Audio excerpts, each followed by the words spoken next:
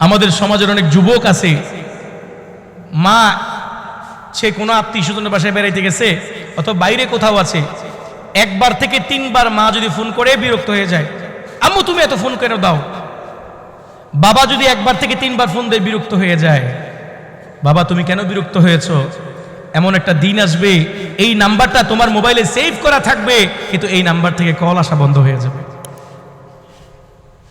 আমি সত্যি করে বলছি, আমার গুগলে আমার জিমেইলের মধ্যে এখনো আমার বাবার নামটা সেভ আছে, বাবা FGP, অর্থাৎ আমার বাবার গ্রামীণ নাম্বার, বাবা আর অর্থাৎ রবি নাম্বার আমার মোবাইলে এখনো সেভ করা আছে। 2020 সাল থেকে এই পর্যন্ত এই নাম্বার থেকে একটা ফোন আসে না, একটা ফোন আসে না। যুবক, আজকে তোমার মা 3 বার কল দেওয়ার কারণে তুমি বিরক্ত হয়ে যাও, আম্মু তুমি এত কল দাও কেন, আসবো তো। বাবা 3 বার ফোন করলে তুমি বিরক্ত হয়ে যাও, বাবা তুমি এত বিরক্ত করো কেন। এই বিরক্ত বন্ধ হয়ে যাবে একদিন। একদিন এমন একটা দিন আসবে এই নাম্বারগুলো থেকে আর ফোন আসবে না। একদিন এমন একটা দিন আসবে এই নাম্বার থেকে আর কল আসবে না। অনেক দিন অপেক্ষা করেছি, বাবার নাম্বার থেকে আর ফোন আসে না। এজন্য যুবক,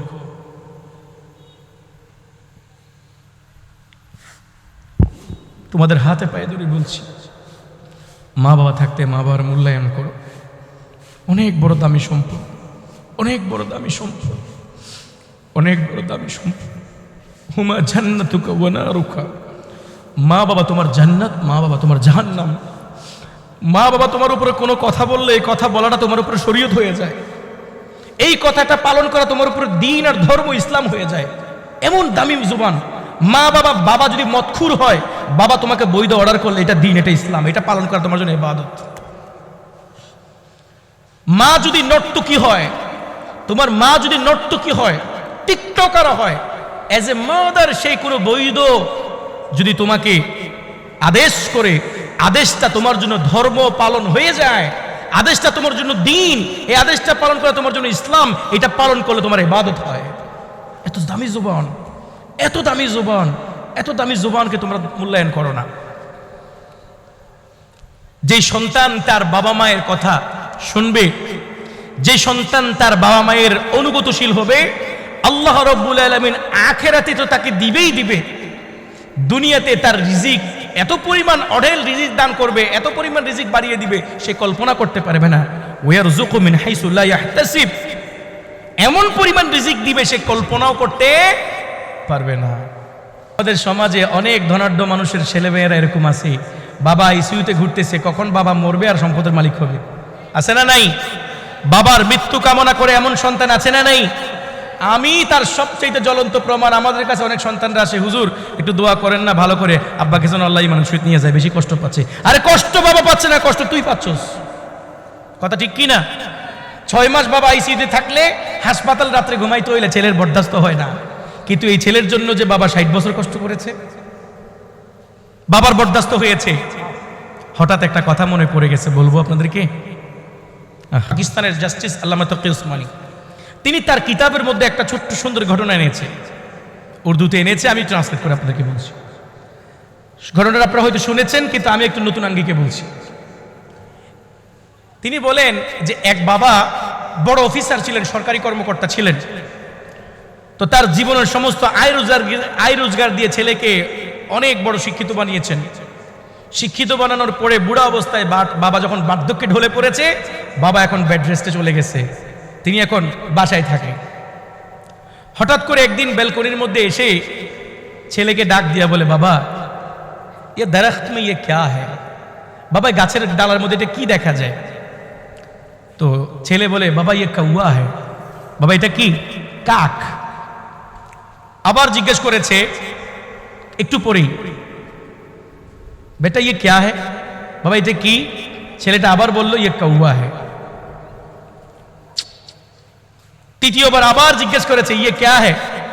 সন্তান তৃতীয়বার বলল, বাবা ये कौवा है। কয়বার হইল? 3 বার। চতুর্থবার আবার জিজ্ঞেস করেছে, বাবা ये क्या है? চতুর্থবারে ছেলের মাথা খারাপ হয়ে গেছে, आप कुछ नहीं जानते, ये कौवा है, ये क्या मसला है? बार बार एक ही बात पूछते हैं, कौवा है। कितने बार बोले कौवा, आप कौवा नहीं जानते? इतना उम्र हो गया, আপনার সমস্যা কি? এত বয়স হয়ে গেছে আপনি কাউয়া চিনেন না, এতবার বলছি এটা কাক, আপনি বারবার জিজ্ঞেস করতেছেন কাক, চুপ থাকেন। এই কথা বলার পরে বাবা স্তব্ধ, স্থবির, ঘুম খেয়ে গেছে। বাবা আস্তেই করে চেয়ারটা থেকে উঠে বাসায় ঢুকছে। বাসায় ঢুকার পরে বাসার ভিতর থেকে ওই ছোটবেলার পুরার আমল একটা ডায়েরি বের করছে। ডায়েরি বের করে বাস্তব ঘটনা সন্তানকে দেখাইছে। বেটা ইহা পড়, ইয়ে ক্যা হ্যায়? বেটা দেখতো এখানে এটা কি লেখা আছে। তো তুই যখন ছোট ছিলি তখন আমি এটা লিখেছিলাম। তো দেখতেছে বাবাকে প্রশ্ন করতেছে এই ছেলে, পাপা ইয়ে ক্যা হ্যায়? বাবা উত্তর দিয়েছে কাউয়া হ্যায়। বলতেছে তো একবার, দুইবার, তিনবার, ডায়েরিতে লেখা আছে 37 বার। কয়বার? বাবা তুই যখন ছোট ছিলি এই বাড়ির দুয়ারে দাঁড়াইয়া আমাকে এই গাছটাকে কেন্দ্র করে জিজ্ঞেস করেছিলে বাবা ইয়ে ক্যা হ্যায়? 37 বার আমাকে তুই 37 বার 37 টাইম 37 বার তুই আমাকে জিজ্ঞেস করেছিস এইটা কি। একই জিনিস আমি উত্তর দিয়েছি। যতবার উত্তর দিয়েছি ততবার তোকে একটা চুমু দিয়েছি, ততবার সোয়াগ করে বলেছি পাপা ইয়ে কাউয়া হ্যায়। আমি একবারের জন্য বিরক্ত বোধ করি নাই। আমি বাবা ছোটবেলায় তোকে পালন করার সময় আদর করে 37 বার উত্তর দিয়েছি এটা কাক, এটা কাক, এটা কাক, এটা কাক, আর তুই চতুর্থবারে আমাকে ধমক দিয়ে বসেছিস। এটা হলো বাবা বেটার মহব্বতের পার্থক্য। কথা বুঝতেছেন? ইয়ে ক্যা হ্যায়? তাইলে এই হলো বাবা আর সন্তানের মহব্বতের পার্থক্য। বাবার ভালোবাসা কোনোদিন সন্তান দিতে পারবে না। একটু 19-20 হলেই, 6 মাস না 1 সপ্তাহ হাসপাতাল থাকলেই দোয়া করা শুরু করে, হুজুর দোয়া করেন বাবা যেন ইমানের সহিত চলে যায়। এগুলা করবেন না, এগুলা